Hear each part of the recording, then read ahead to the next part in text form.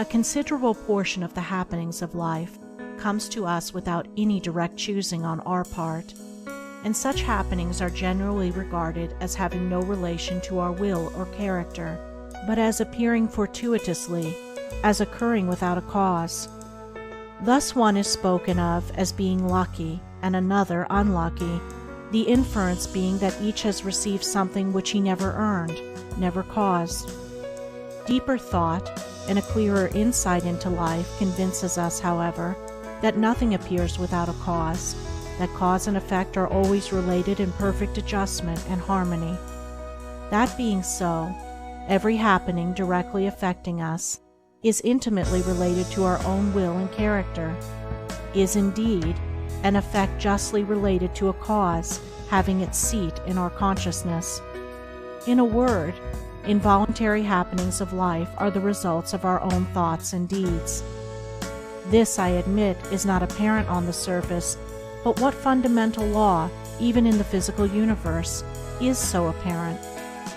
If thought, investigation, and experiment are necessary to the discovery of the principles which relate one material atom to another, even so are they imperative to the perception and understanding of the mode of action which relate one mental condition to another. And such modes, such laws, are known by the right doer, by him who has acquired an understanding mind by the practice of true actions. We reap as we sow. Those things which come to us, though not by our own choosing, are by our own causing. The drunkard did not choose the delirium tremens or insanity which overtook him, but he caused it by his own deeds.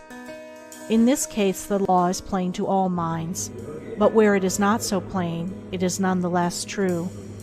Within ourselves is the deep-seated cause of all our sufferings, the spring of all our joys. Alter the inner world of thoughts, and the other world of events will cease to bring you sorrow. Make the heart pure, and to you all things will be pure, all occurrences happy and in true order. Within yourselves deliverance must be sought. Each man his prison makes. Each hath such lordship as the loftiest one's. Nay, for with powers above, around, below, as with all flesh and whatsoever lives, act maketh joy or woe.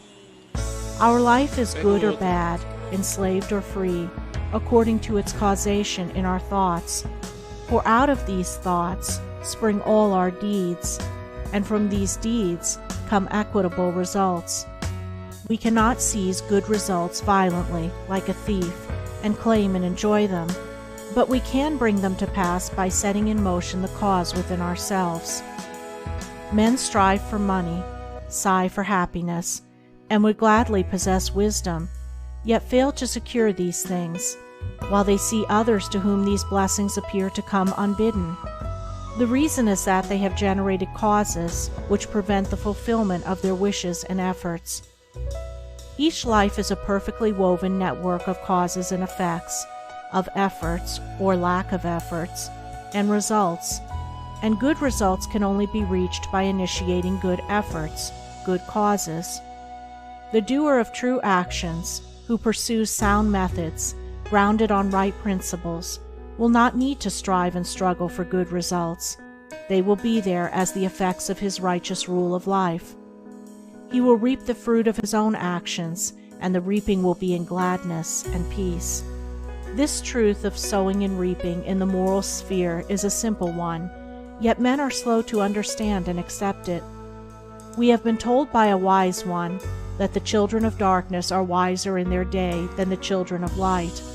And who would expect, in the material world, to reap and eat where he had not sown and planted? Or who would expect to reap wheat in the field where he had sown tares, and would fall to weeping and complaining if he did not? Yet this is just what men do in the spiritual field of mind and deed. They do evil and expect to get from it good, and when the bitter harvesting comes in all its ripened fullness, they fall into despair and bemoan the hardness and injustice of their lot, usually attributing it to the evil deeds of others, refusing even to admit the possibility of its cause being hidden in themselves, in their own thoughts and deeds.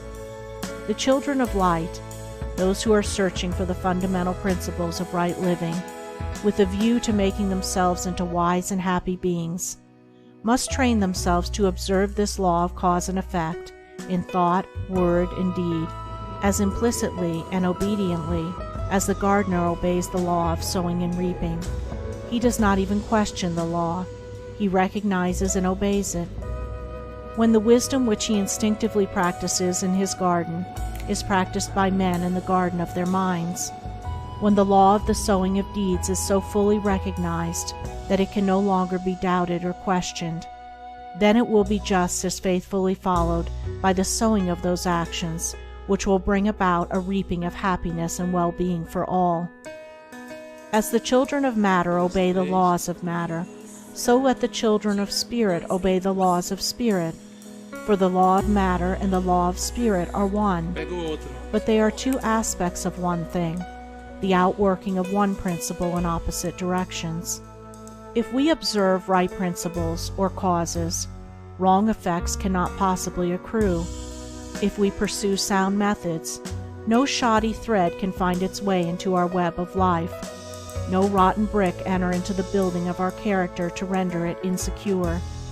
And if we do true actions, what but good results can come to pass?